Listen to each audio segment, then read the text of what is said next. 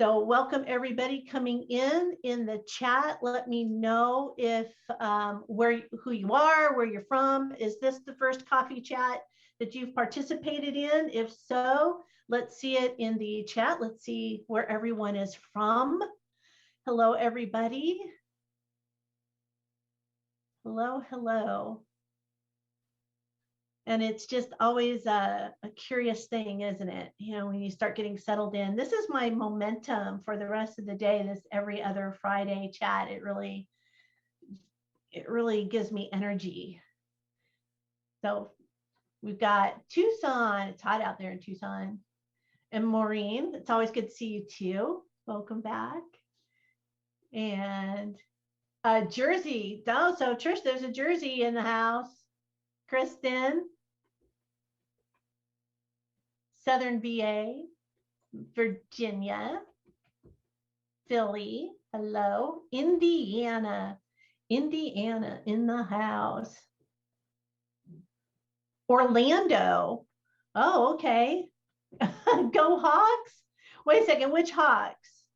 The Blackhawks or the Seahawks? See, no. Because I am forever a 49ers fan. So, Simone, love you. You're dead to me. But you know what? It'll be interesting to see what's happening with the Seahawks this year. I think that they've got some work to do. So before I get off on a tangent on football stuff, I love me some football. So any team going, I'm always up for that conversation. India. Oh, Lawrence, welcome from India. Hello. It's late for you. Yes, it is. Yes. Thank you. Yes. Thank you for joining. It's okay, it's doable because it's just 9:30 in the night, so it's fine till about 11. Okay. Well, thank you for participating. I appreciate the support and the commitment. Thank you. Okay, Eagles. Maureen, the Eagles. Oh, the Eagles. I don't know. We'll see. Okay, so here we are. We are into our hour together, and I know that Trish has a lot of information that she wants to share with us. And to kick things off, I do have a poll that I'm going to launch here real quick. She's curious, and I'm speaking for her right now, but she's curious about where you are in your data analytics journey. So if you will just fill out this poll for me real quick. Let's see where everyone is at.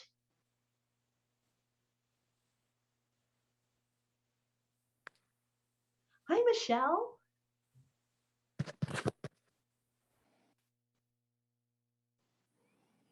Seeing lots of familiar faces, Dawn and Kristen.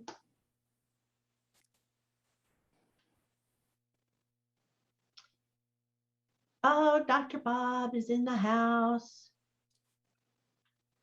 All right, let's see where we're at. We've got, it looks, Trish, that people are just in the basics, but it seems like a good mix. What do you think? I don't see the, hi everybody. Hey, thanks for joining us. Shannon, I don't see the results. Oh, well, that's right, because I have not ended the poll yet. I was like, that sounds great, but I don't see them. It's the little details. Okay, I'm going to give you, let's go just 5 more seconds. If you haven't entered in. Dun, dun, dun, dun, dun. The dee, dee, dee, dee, dee, dee, dee. I need, Robert, I need theme show music, apparently. So Rob, if some of you may be familiar, Rob has worked with me in the past to record some of these events.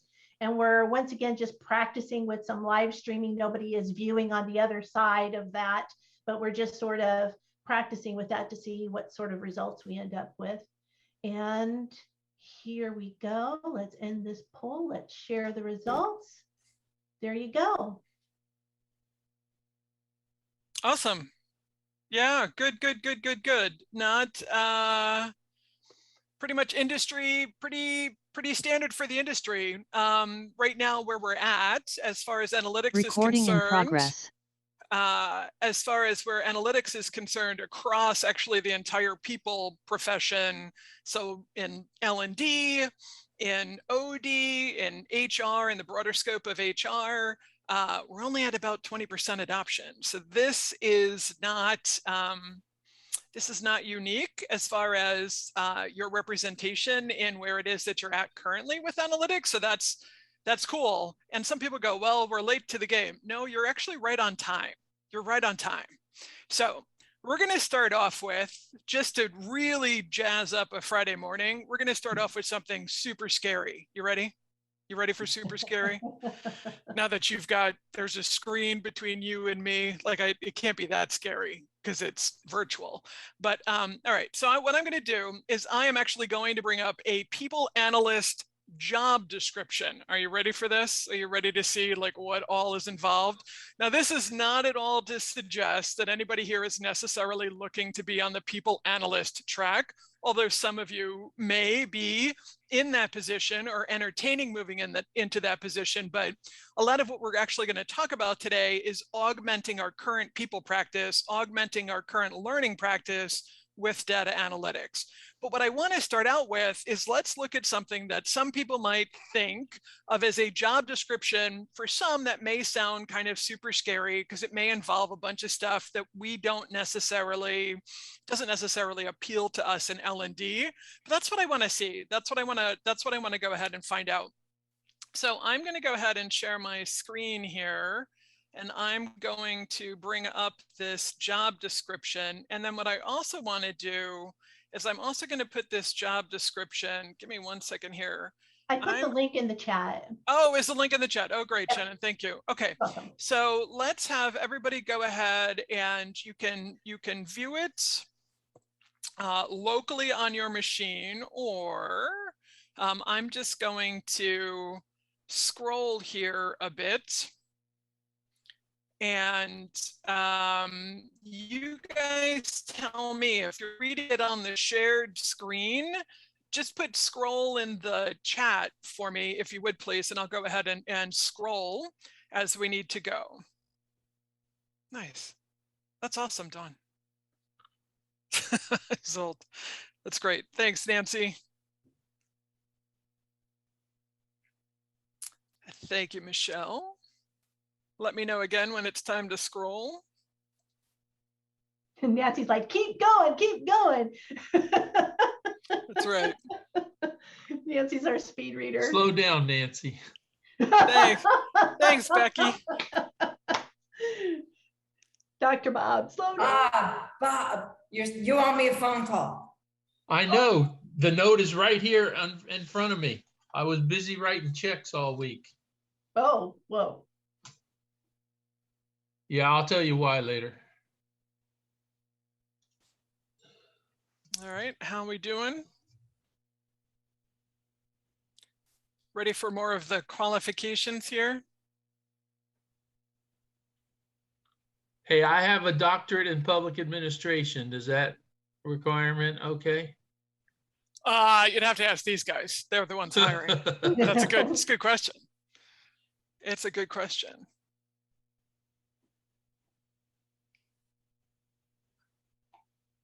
All right.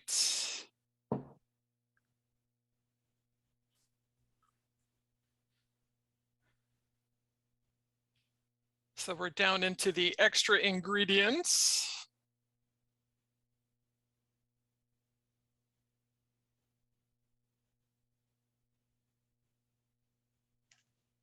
Right, right, Zult. And then just looking at some of the travel requirements and the flexible remote working. Okay. Ooh, global travel. Wow. Yeah, nice. All right. So I'm gonna go ahead and ask you in the chat room here, have you all used the annotation tools in Zoom before? Have you played with these? Mm-hmm. Anybody? Annotation in Zoom? No, not yet. Okay. Simone, yes. Jill, Janice, yes. Excellent. Oh, nice. Very clever. All right. there are annotation tools up at the top of the screen here. And what I'm going to ask you to do, I'm going to scroll us back up to the top of the job description. And I'm going to go into the accountabilities for a moment here. Let's see, do I want to go further up? Actually, I'm going to start here with this paragraph. And what I'd like you to do is actually pick your favorite color and then choose that color as part of your annotation tools. And I'd like you to circle, is there anything, circle, underline, point to, anything in the first couple of paragraphs here that sound familiar to you, Okay. I am going to do the same. Okay. So if you're looking to find your annotation tools, up at the top of the screen where it says view options, one of those options is annotate, and then all of your annotation tools will pop up on your screen just in case you're looking. Thank you, Jill, for putting that in the chat too.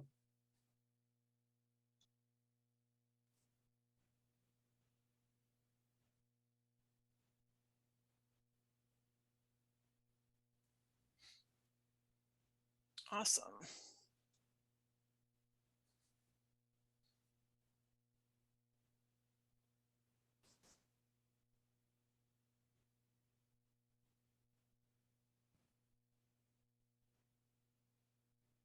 Great.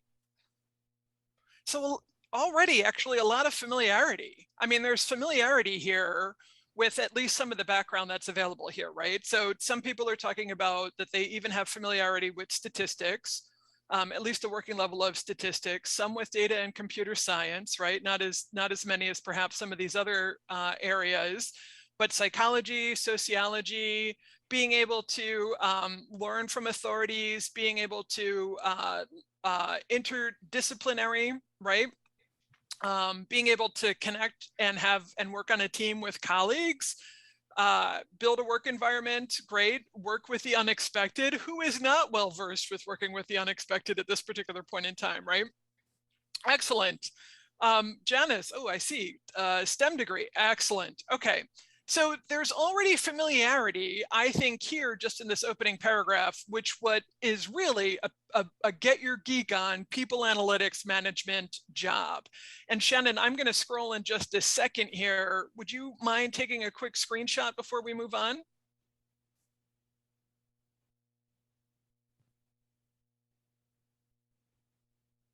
Did I lose Shannon?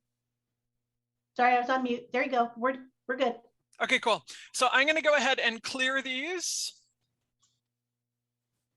And then we're going to scroll down, and I'm just going to ask you to do the same thing again.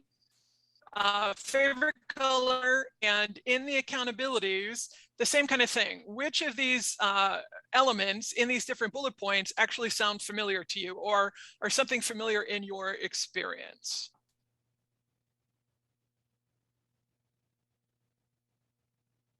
Nice. Awesome.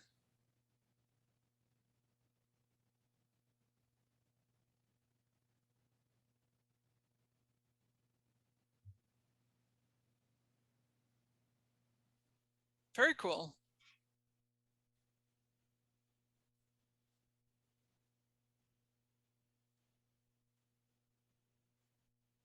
Excellent. I just love watching all the annotations come up on the screen. It's like fireworks. Woo, woo, woo.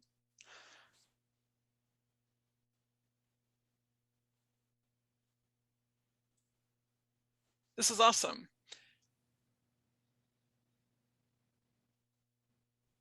Terrific. Okay, so we've got a lot of talent in this small cohort that we've got together today in this coffee chat, right? A lot of folks with experiences and capabilities across a broad spectrum of different areas. And then we've got some folks that have some very targeted kind of areas, and we can see that in the different colors that are coming up, and then the different layers of colors that are happening here. So Shannon, can we go ahead and grab a quick screenshot of this? We're good. And then, you know, what Shannon just called out in the chat, solving business problems, execution of experiments, being able to experiment, understanding human behaviors, supporting junior members, these are critical to any area of people analytics. And when we're talking about people analytics, think of people analytics as, I'm going to give you a very simple definition. People analytics is about people and work. And the reason why I'm being very careful with my words there. People analytics is about people and work, not people at work. Because one of the things that we're finding right now is that our remit as learning professionals extends beyond the four walls of the organization. So we're not necessarily only responsible for the people that work for the organizations that we support. We also have a lot of responsibility for people outside of our organizations. So I'm going to ask you in the chat, what do I mean by that? What are some groups of people that we now have responsibility for outside of our organizations? And go ahead and put that in the chat. Can you think of groups of people outside of our organizations, in addition to our employees and other workers, that we might have responsibility for in supporting? Wanda, absolutely. External customers, absolutely. Michelle, partners, yep. Kristen, the community, exactly. Lauren, suppliers. Contractors and partner vendors. Yeah, exactly. Shareholders, call centers, vendors. We've got all these different stakeholder groups. So when we're talking about people analytics, we're in that broader category. We're talking about being able to apply data analytics to people and work. And it could be that people piece could be any number of different people that we're talking about and different kinds of stakeholder groups. And so then when we think about learning analytics, when we think about workplace learning analytics, it's a subset of that broader people analytics umbrella term. So we're going to hear a lot about, and you probably have already heard a lot about, people analytics and HR analytics and workplace learning analytics and talent analytics and workforce analytics. I would say that the people analytics umbrella is the broader category. And then we get into those subsets or different disciplines that focus on specific targeted areas within the people analytics umbrella. Does that make some sense? I'm looking for acknowledgement in the chat room. Does that make some sense, or is more clarity there needed? Awesome. Thank you for that. Lawrence, thank you for that. Okay, I'm going to go ahead and clear these, and then I'm going to scroll down one more time here. Okay, now I'm going to switch things up a little bit. And I'm going to switch things up a little bit with this qualification section. What I'd like you to do is to go ahead and pick a different color than what you used before. And this time, I want you to go ahead and circle or underscore anything in these qualifications that are unfamiliar, that are not your experience. So we're doing the opposite of what we did before. What are things that are not currently in your experience? Awesome.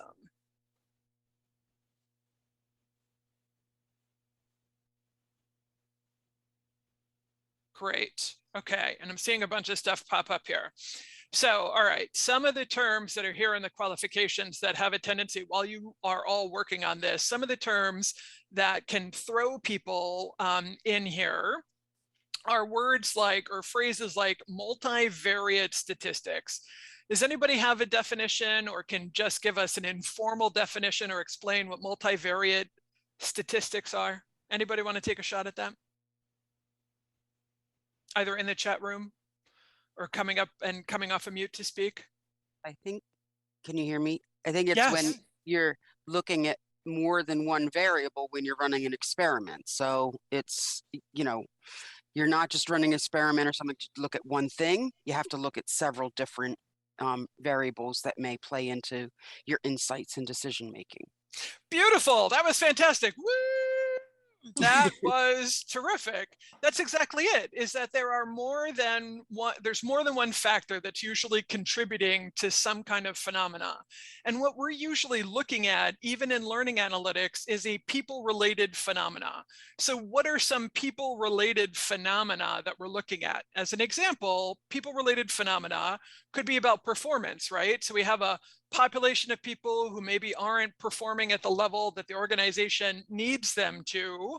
And so we've got current state And we've got future state is some degree of performance that we need them to actually achieve. And so we're going to use learning as an intervention or a suite of interventions in order to help people move from current state of performance to a future higher state of performance. That's people phenomena, right? That has to do with people. Now, when we're talking about something like performance, and we're talking about something like learning interventions, when we even get into training interventions, is that training is a tool that we can only use in order to close gaps in skill and or knowledge. So training would be an appropriate tool to use if part of the root cause, if one of the contributing factors or variables to that underperformance has to do with people lack the skills and the knowledge. But what are some of the other root causes or factors that might be in play with people not performing in the way that we want? And I'm looking at the chat room here. Poor leadership, Nancy. Yep, absolutely. Quarantine. Yep. Management, org structure, home life. Absolutely. Personal issues. That's multivariate. So that's multivariate. And then when we get into multivariate statistics, what we want to know is out of all of those different potential contributing factors, which one of those are most likely leading to the current outcome. So how are those different factors? How is that multivariate set of factors? How are they weighted so that some may be having more of an impact than others? Is that helpful in understanding what multivariate statistics are? Yeah. We know this stuff. We just don't know some of the names. We just don't know some of the terminology that's used when you get into analytics as a discipline. So if we take another one here, oh, okay, so here we go. Linear and logistical regression. Anybody want to take a shot? What is linear regression? What is logistical regression? What is regression? I have young nieces. I've seen regression, but I don't think that's what they mean here. Nancy used to remember what that was. Shannon, absolutely. Yeah, we're lacking the vocabulary. So what is linear regression? No idea? Okay. Again, sounds like a big scary thing. It's actually an analytical approach of actually starting with whatever the end result is and then working backwards in order to be able to figure out what are the variables or factors that are contributing to whatever that current outcome is or what that current result is. So again, if we go back to thinking about the multivariate, we're using regression as an analytical approach in order to be able to work backwards from whatever the current state of performance is, and then to work back and actually do the analysis of all the different factors that are potentially contributing to that end result, to work backwards and figure out which one of those are contributing. And what's really super cool is that now when we're talking about like artificial intelligence, and we're using artificial intelligence in order to do regression, artificial intelligence can actually tell us what the factors are to begin with. So we can do regression sort of manually, of course, using some technology tools like Excel even, and then even more sophisticated tools than that. But we can do regression ourselves, or we can also use a tool like using artificial intelligence in order to be able to say, okay, here's the end goal, and we want to know what contributed to these particular factors. So I'll give you a really clear, what I think is a really clear example. So let's say that we had a situation where we wanted to be able to test people at the end of some kind of training or some kind of learning intervention. Has everybody here ever administered some kind of a quiz or a test before? I'm watching the chat room. Yes, Michelle says yes. Laura says yes. Okay. So if we had a propensity of students that performed well on that particular test, and we wanted to know, working backwards, what were the factors that contributed to their success and their performance on that particular test or that particular quiz, we could use regression in order to do the analysis to figure out, like, what was it? Did they study harder? Did they spend more time on it? Did they have more knowledge, as an example, going into the test or before it was that they even went through the training or the learning intervention? So we can use regression as an analysis tool, an analytical tool, in order to be able to figure out those, number one, to identify the factors, and number two, to figure out which one of those factors contributed the most to what gave us that particular result. And then is that helpful in understanding what regression is? And we've got so many different tools. We've got so many different tools that we can use now. And then we can also use different types of artificial intelligence that can even automate that process for us. So then the last thing in talking about this here, actually two more things here, data modeling. So when we're talking about data modeling, I'm going to take us completely out of learning for a moment and take us into something else and give you a different example that I think will resonate with most everybody on this call, maybe not everybody, but those of us that are here in the United States. So here in the United States, if you wanted to buy something using credit, you wanted to use credit, or you wanted to take out a loan, like you wanted to buy a home or a commercial building, or you wanted to take out a loan in order to purchase a car, what is the, how would a bank or a lender determine our credit worthiness? What do we use here? Nancy, we use the credit score, right? So here in the United States, we are assigned a credit score. And Maureen, absolutely, it's called FICO, F-I-C-O, is the prevailing way that traditional lenders here in the United States determine an individual or a business's credit worthiness in order to extend, in order to be able to determine if they're going to loan money or not, and at what interest rate. So if you have a better FICO score, then you might get better rates than somebody who has a not so great FICO score, who may not even be approved for that loan in the first place. So it's a FICO score. Okay, let me ask you this. What variables go into a FICO score? Like what variables, what bits of information about credit worthiness do lenders take into account? Absolutely. Payment history, income, ratio of debt to income, length of credit. So we know these things. Okay, perfect. FICO and those factors that go into FICO, that's a data model. That's a data model. And it just says that they want to be able to produce a score, and somehow this combination of factors like length of credit, amount of debt, earned income, payment history, all these different factors combined together create a score which can then be used as an indicator of credit worthiness. And putting those factors together in that specific combination, that FICO score, to produce that FICO score, is the data model. That's a data model. That's all it is. And if you think about it, here in the United States, we actually have three different reporting organizations, right?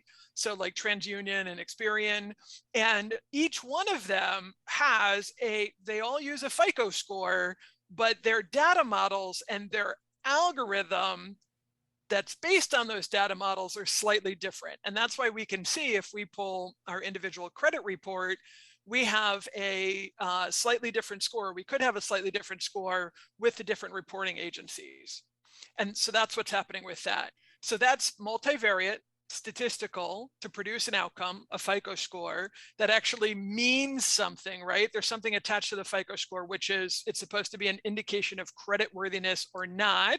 And it's using a combination of factors that are weighted.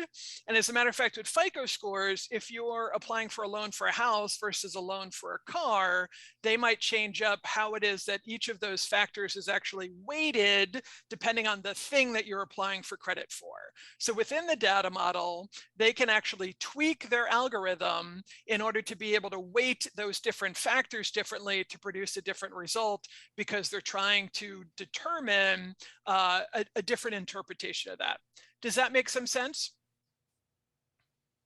It's like the spaghetti model for hurricanes. Yeah.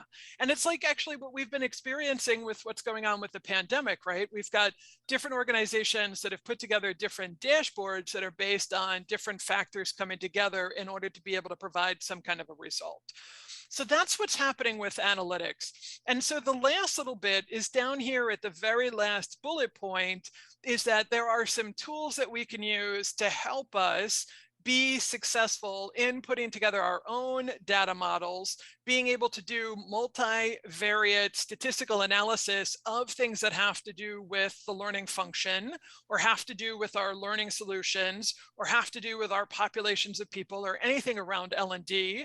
And so some of those tools are like Python, which is a programming language, R, which is another language that's available, that was actually created in order to be able to do quantitative and statistical analysis.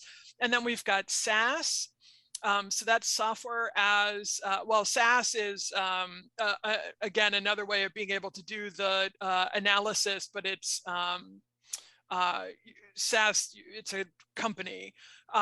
So those are different tools or different packages that you can use in order to be able to amp up your analysis. Is that helpful? Yeah, Zolt, yeah, absolutely. R is mostly used in academia and Python all over. And what we're seeing is actually an awful lot of people in HR are actually moving more towards R than they are necessarily using Python. And part of that is because R is actually made for being able to do the analyses. Yep, Janice, you can use SPSS. And then there's also actually, when you go into a spreadsheet program like Microsoft Excel, there's actually a whole toolkit that's freely available in Excel. You just have to install it. You just have to install it. So we can actually do statistical analysis within Excel today. And especially if you've got Microsoft Excel as part of like an Office 365 or a Microsoft subscription, you can do statistical analysis in Excel today. And without even having to worry about any of these other packages, and that's available. So it's really pretty cool. Okay. All right. So I'm going to go ahead and Shannon, you've got a screenshot of this. I'm going to go ahead and clear the board, and I'm going to stop sharing for a second, and we're going to move on here. As we do that, does anybody have any questions?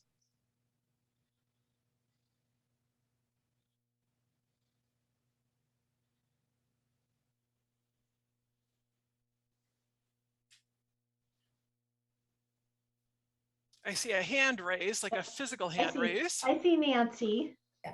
So Trish, do you think that people should try this at home? Like what part of it, Nancy? Like try which part?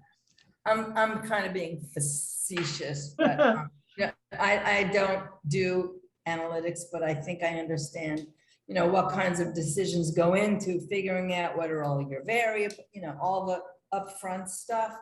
But at least for me personally, and probably for a lot of people, it would be really better to work with people who have those technical skills, you know, collaborate, because I mean, I wouldn't want to, even if I could, use Excel to do, you know, to perform statistics. When I had to do statistics because I had to in graduate school, you know, that was enough. I absolutely agree with you, Nancy. I absolutely agree, because okay, so bear with me for 1 second here, because I'm going to use a weird analogy, but let's see if this really resonates. All right, by show of hands on the call here, who likes to bake? Does anybody here like to bake? Okay. Does anybody? I like to eat too. I like to eat. Yes, absolutely. Myself included. Okay. Does anybody here like to cook? I like to cook, but I hate to bake. Why? Anybody else like me? You like to cook, but you don't like to bake? Why? Well, What's the I hate difference? following the recipe as is. I just want to blow up things and see what happens. That's exactly it. That's exactly it. And that, Nancy, I think is the division between like, there's some of the, like, I want to get in there and sort of be in the mix and just kind of experiment and like help work with, you know, like the people and the phenomena. And then somebody else who's really more like into the precision and likes to really follow directions closely, like a baker, like somebody who bakes. Because when I go and try and make cookies, like again, my nieces and nephews will tell you, like it's a disaster because I just can't stick with the direction and I can't tell baking powder from baking soda. And I'm an intelligent person, but my attention span doesn't stay that long. I would rather like do the experimentation.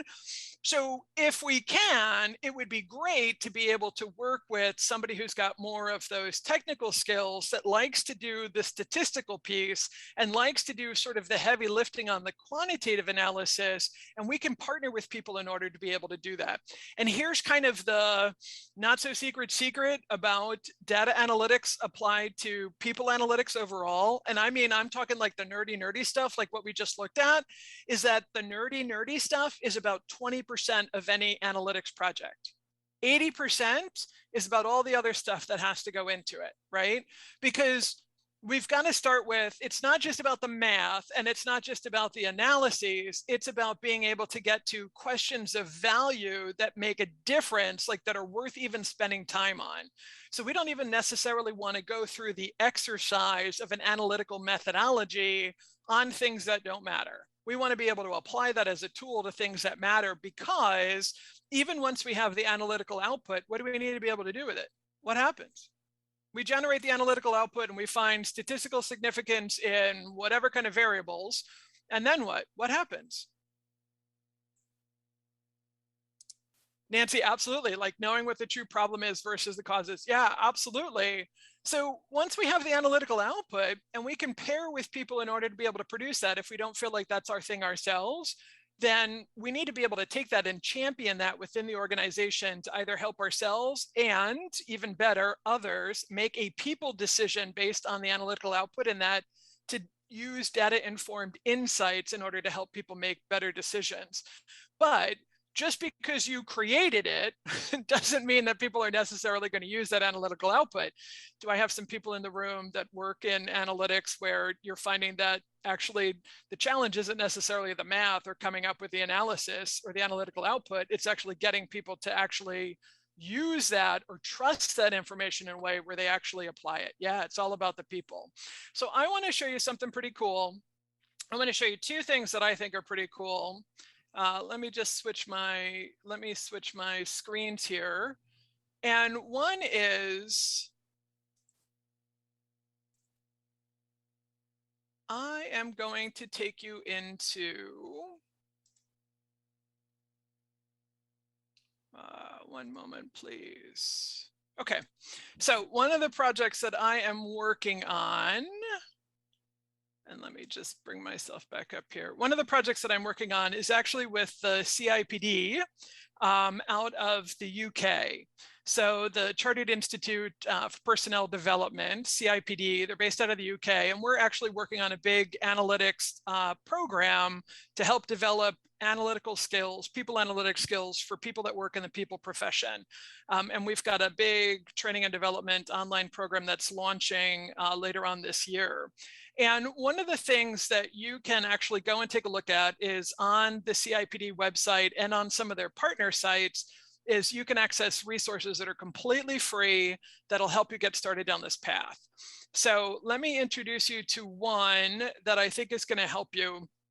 And that is this evidence-based practice and this particular infographic.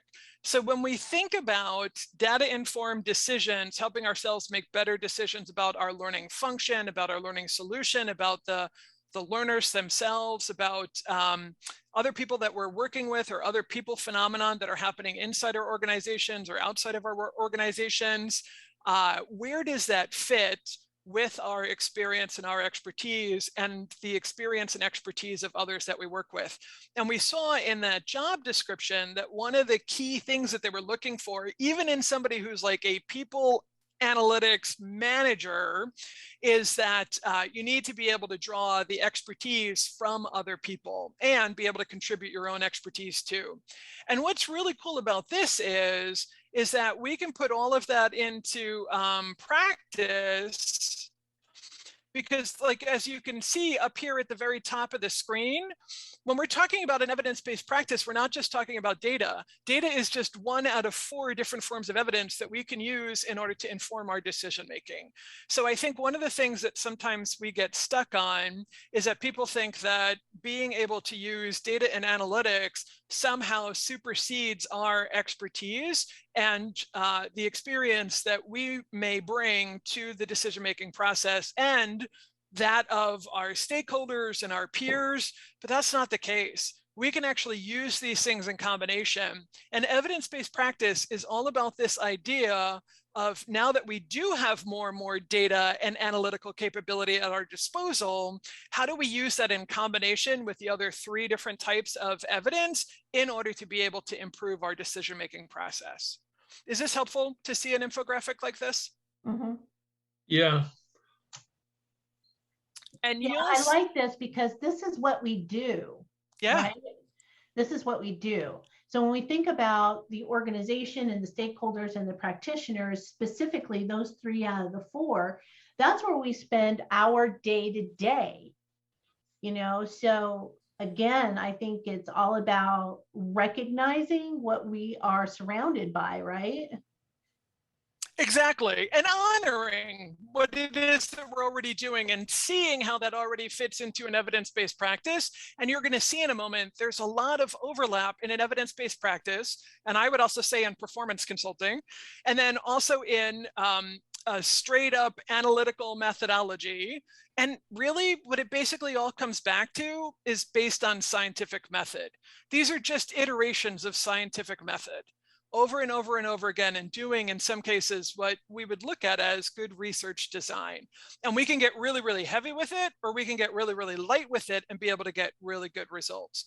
And also, while I'm thinking about it here, is it's not just about the quantitative analysis. Qualitative analyses are also hugely important. So if you think about some of the data sets that we have access to, so like when Nancy was pointing out before, there are some things like around the statistics and maybe working with some of the quantitative analysis or statistical analysis that we can appreciate and we would like to work or partner with somebody else in order to do, may not necessarily float our boats. But I'll tell you what, take a look at qualitative analysis and the tools that you can use in order to analyze content like text. And what do I mean? I mean things specifically like, think about all of the text that you have collected over the years in things like level 1 evaluation forms or smile sheets, all of those comments. That data is actually hugely valuable. As a matter of fact, the path to predictive analytics is actually through qualitative analysis. We can tell based on people's sentiment, their emotional state. There's a number of things that we can tell, indicators that we can find in the qualitative data that we already have collected and continue to collect. And it could be comments on a discussion board, it could be conversations on a discussion board, it could be comments in a survey, it could be comments that we've collected in our evaluation forms. So we should never discount the use of qualitative data in addition to the quantitative data in order to be able to get some insights that would help us in an evidence-based practice. And you can see here with the first 3 steps out of 6, so asking, acquiring, and appraising. So how do we judge the quality of the evidence, right? And think about the evidence that we're using as inputs. So a lot of this is just intentionality, like how do we be deliberate about what it is that we're doing in our process? And how do we maybe have, how do we actually review kind of like how it is that we're making decisions today? And how might we augment and improve our decisions by being able to access or leverage some of these other forms of evidence that are now around us? And let me grab this. So the infographic here let me pop this into, my camera is in the way of my, let me do this. Let me stop sharing for 1 second here. Okay. I'm going to pop this into the chat. This is the infographic, so you guys have that. And then let me also give you, there is a whole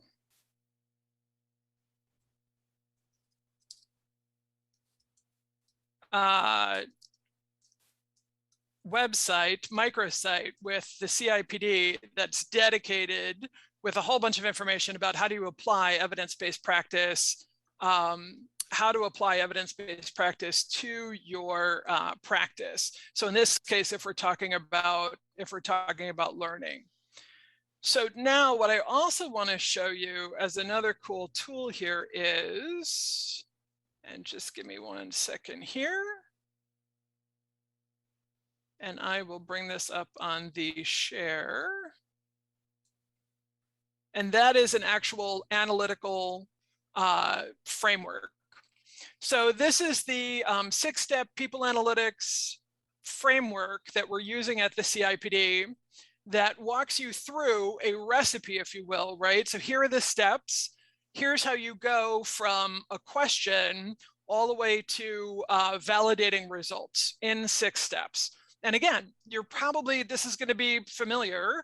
It's very similar. It maps kind of in those 6 steps in the evidence-based practice, but this is really scientific method. And for those of you that have worked on research design in an academic setting or otherwise, this is going to really seem familiar to you. But for those of us even in classic L&D, we're going to see this. We've got a lot of these steps. I mean, even if you look at the ADDIE model, we can map much of what's happening in ADDIE as what's happening in an analytical methodology. But what's happening today is we've got so much other data that's available as a byproduct of people's daily work, as a byproduct of the different devices that people are interacting with, as a byproduct of the different learning modalities that we're using. How might we use this ambient data that's being generated all around of our people with these different devices? Again, like comments that are happening in a chat room or comments that are happening on a discussion board, as one example, how might we be able to use that data and analyze those data in a way that would help us actually improve the quality of our decisions? Helpful? Yes, Yeah. there was a question Yep. earlier, and it was about how do one, we've got some people who don't believe the science behind data, and then we've got another question here from Kristen, which is there needs to be a balance, you know, so you can get sucked into the rabbit hole of analysis for sure. So how do we know, or do we know, is there such a thing as how much data is enough versus what's too much? How do we make sure that we're not overwhelming people who may, and this is my emphasis, how do we make sure that we're not just overwhelming ourselves that are overwhelming others, you know, with data that may or may not matter, but it just seems to matter for us? Yeah, it's a great question. So good enough is good enough, right? You know, so what is the old adage that perfection is the enemy of good?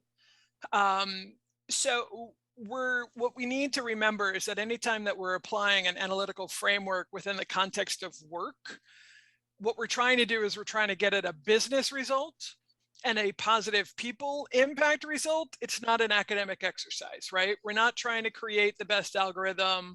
We're not trying to find all of the factors. We're just trying to find enough that's going to help us address whatever it is that is of value to the business and our people to address, and then move on from there. So we're looking for the most efficient, lowest cost, least effort, least amount of time to be able to solve for a question that matters. Is that helpful? Yeah. Dr. Bob, I see your hand. Yeah, you know, Trish, something has struck me the last few minutes. To make all this work, you really have to be superb in your critical thinking skills. And I don't know what's going on in Great Britain, but I can tell you that in K through 12 and higher ed in the United States, you might have 1/1,000,000th of 1% of teachers ever addressing it. And I think unless you're super at critical thinking skills, you shouldn't be doing this.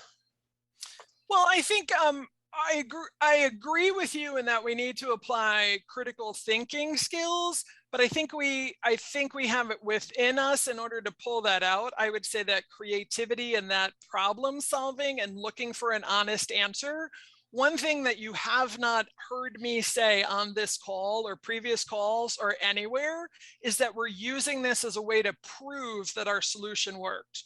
If you're trying to use analytics to prove that the solution that you put together is working, it's off track and you're burning your credibility.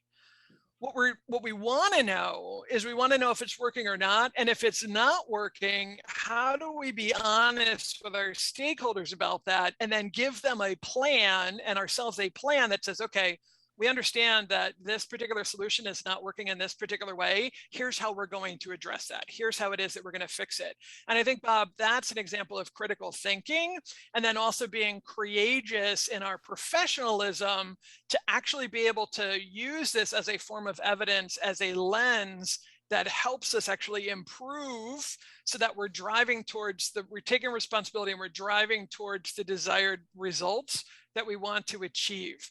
And again, perfection is the enemy of good.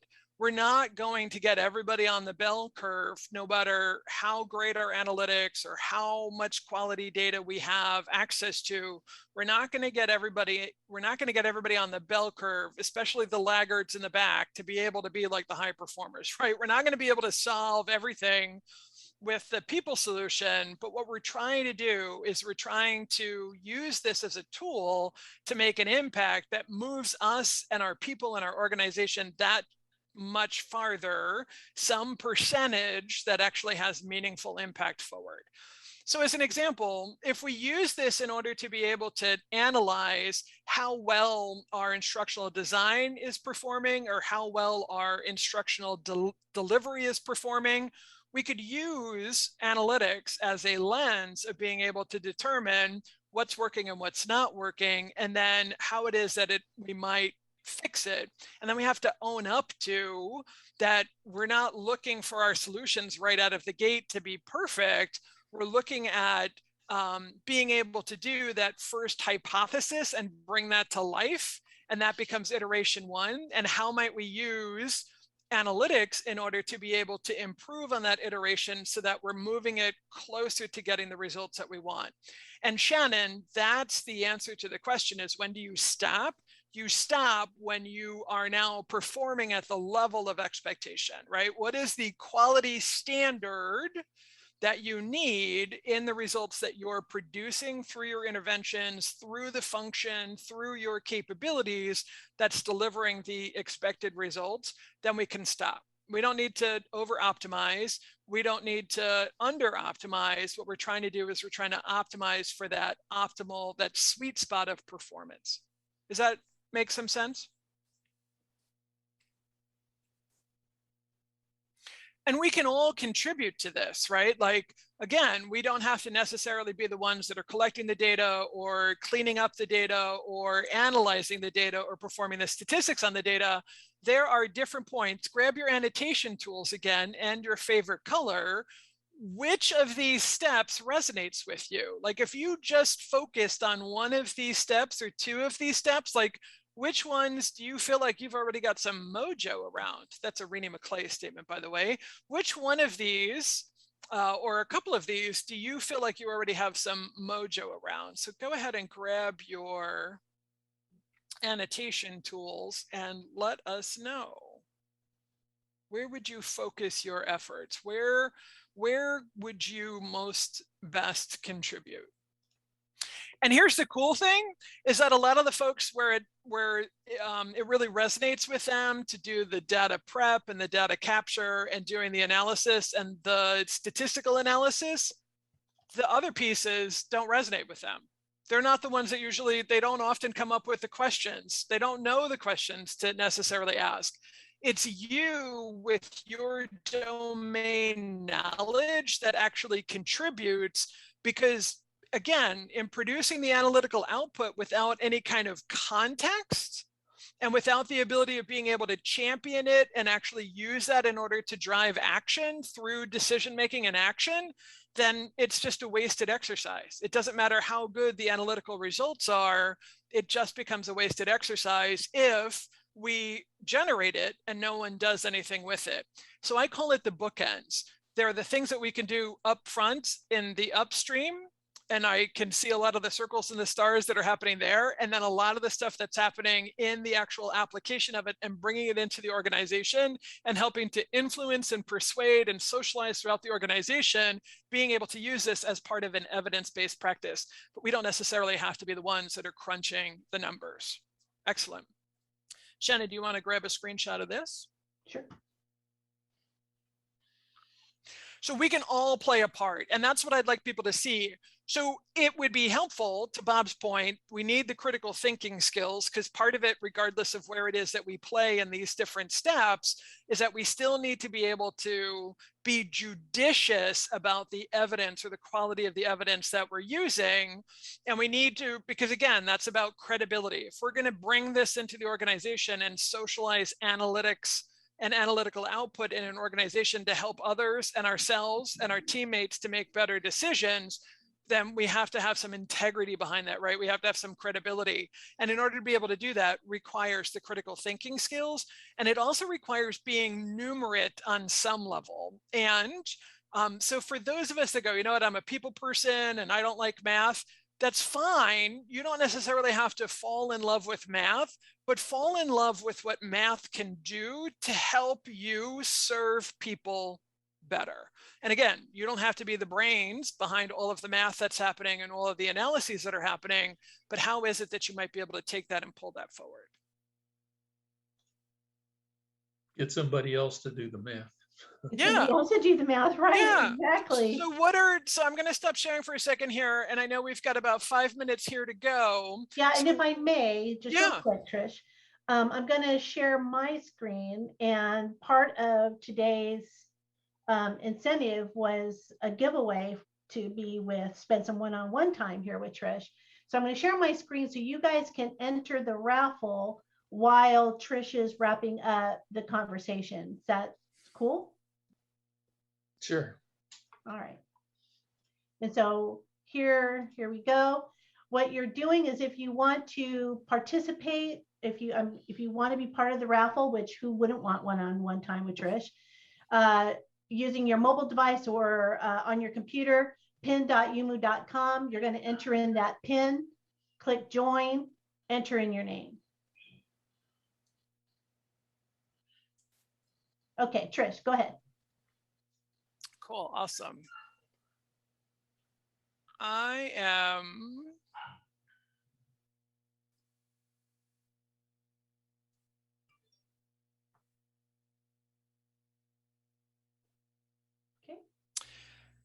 Okay, and while we're thinking about it, so where might we find people who would complement our practice, who might be some of the, have more of that statistical or quantitative analysis skills?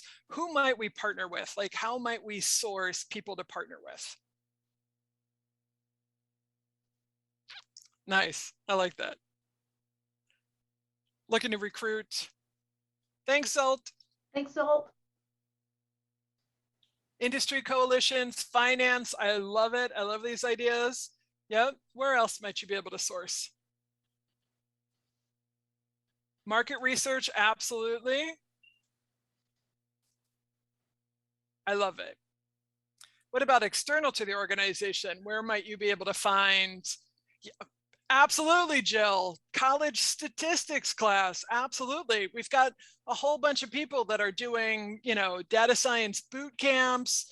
You've got graduate students, and they are dying in academia for people to help work with their students to give them some real world practice. So that's Becky's husband. I love it. So that's exactly it. Like, there's any number of people that we can go to, internal to our organizations and external to our organizations, who could help us and complement our skills and our practice by being able to help perform some of those analyses that perhaps are not, and not only not necessarily of our highest interest, but maybe not the highest use of our time, right? We don't have to, if we can partner with somebody who can complement those skills, why would we want to spend a whole bunch of focus on that, on trying to get ramped up beyond the basics, beyond the fundamentals, when it is that we can collaborate with somebody who can bring that talent to the table. And so exactly, so you can take a look at, one of the things to take a look at is, and Shannon had mentioned this in some of the communications that went out around this coffee chat beforehand, and that is what Gartner calls a citizen data scientist. And so Gartner's idea of a citizen data scientist is somebody who has the domain knowledge that provides the context for the analyses to work, right? So what is the frame, what is the context within that those analyses and the statistics could work? And Shannon, may I share the screen one more time here as we close? Are we, I don't want to interrupt your Let's see, we are at the top of the hour. So let me go ahead. I'm going to give you guys a few more seconds to get entered, and then we'll go ahead and display the winner. So that way, people who have to drop off exactly right now, they know whether or not they're in it to win it. Okay, so everybody ready? Anybody in the middle of entering their information? Let me know. All right, let's see what we end up with. Dun, dun, dun. Dun, dun, dun, dun, dun, dun.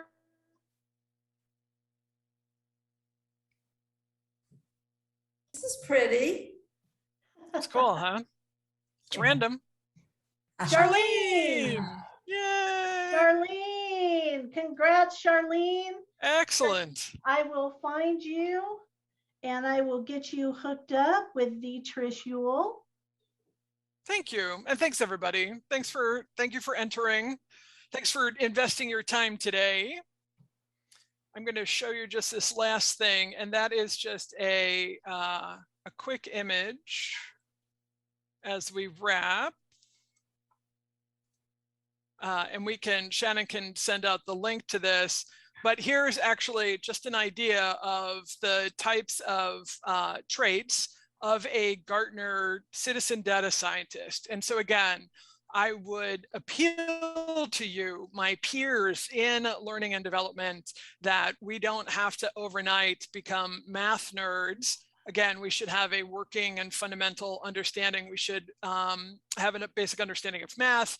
We should have a basic understanding of statistics in order to be successful in those partnerships, in working and collaborating with others. But here's how it is that we can add value just as you are today,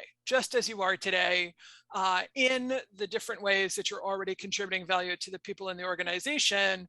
But we have a place and a role as citizen data scientists within analytical methodology. We need them. We need people that can do the higher form of analyses and statistics. They need us because they need good questions to work on. And they also need help in that partnership of being able to take the good work that they do and the analytical output and bring that into the organizations and have that be meaningful and useful and actually be able to help persuade people to action. So again, I so appreciate everybody's time today. Thank you so much. I'm on LinkedIn. It's one of the best ways to go ahead and find me. And I am all over Twitter, goodness knows. And Shannon, thank you so much for having me today on Coffee Chat with Learning Rebels.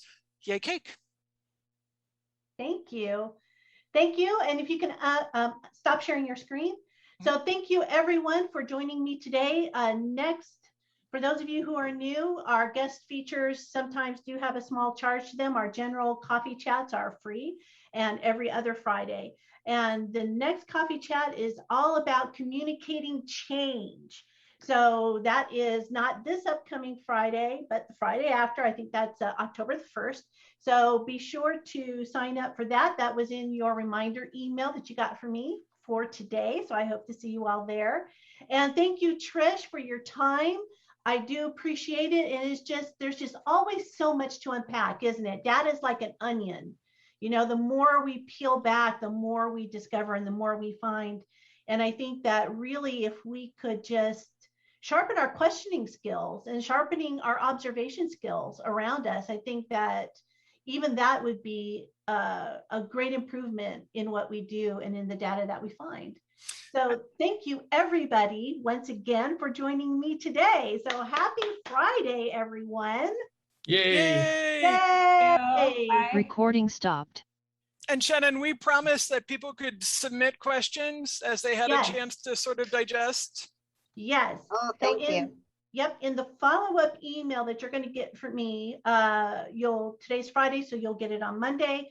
So I'm going to put in a link there for you to ask questions, and we will either we'll create a video answering those questions, or we'll put it into a document answering those questions, either way. So you'll have that ability to ask follow-up questions.